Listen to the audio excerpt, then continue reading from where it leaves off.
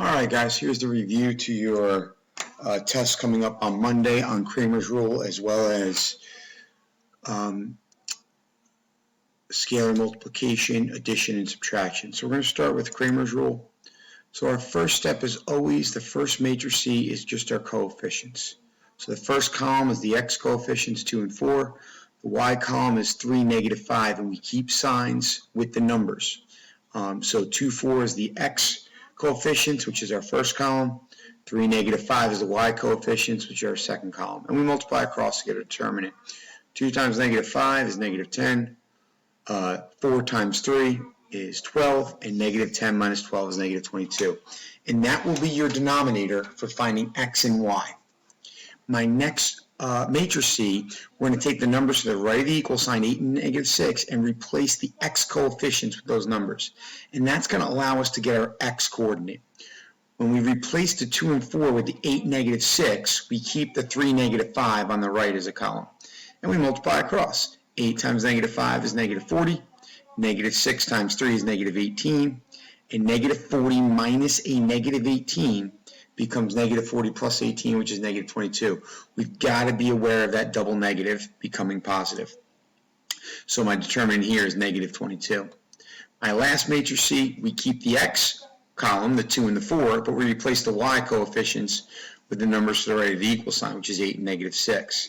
And we multiply across. 2 times negative 6 minus 8 times 4. Well, negative 12 minus 32 is a negative 44. To get my x, it's this determinant over my denominator.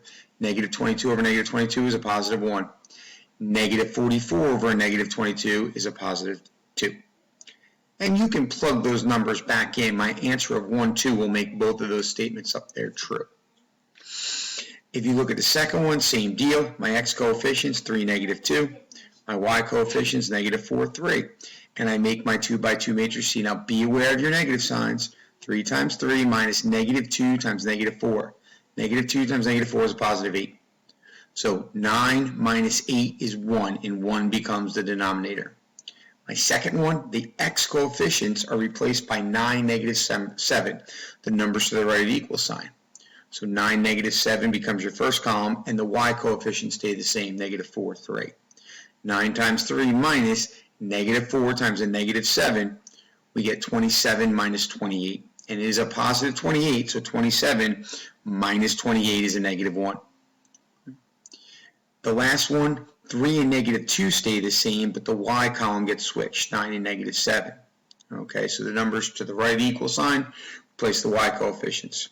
3 times negative 7 is negative 21. Negative 2 times 9, negative 18. Negative 21 minus a negative 18 is a negative 3. And now to get my answers, it's negative 1 over 1, which is negative 1 for x, and negative 3 over 1, which is negative 3 for y. And negative 1, negative 3 is the correct point. Now when we go to our scalar multiplication with addition and subtraction, here are the problems. Quite simply, we're distributing the 4. When I distribute the 4, I get 8, negative 12, 4, and 16.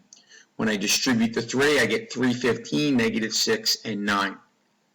And now we're just adding the like spots. 8 and 3 is 11, negative 12 and 15 is 3, 4 and negative 6 is negative 2, and 16 and 9 is 25.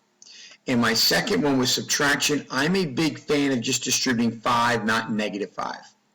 We first distribute the 2 through here, 6, negative 4, 2, and 8. Here I'm going to distribute a 5. 10, 15, negative 5, and negative 20.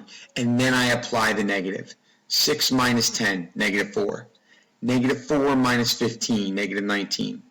2 minus a negative 5 becomes 2 plus 5, which is 7. And 8 minus a negative 20 is 8 plus 20, which is 28. And those are the answers to the review.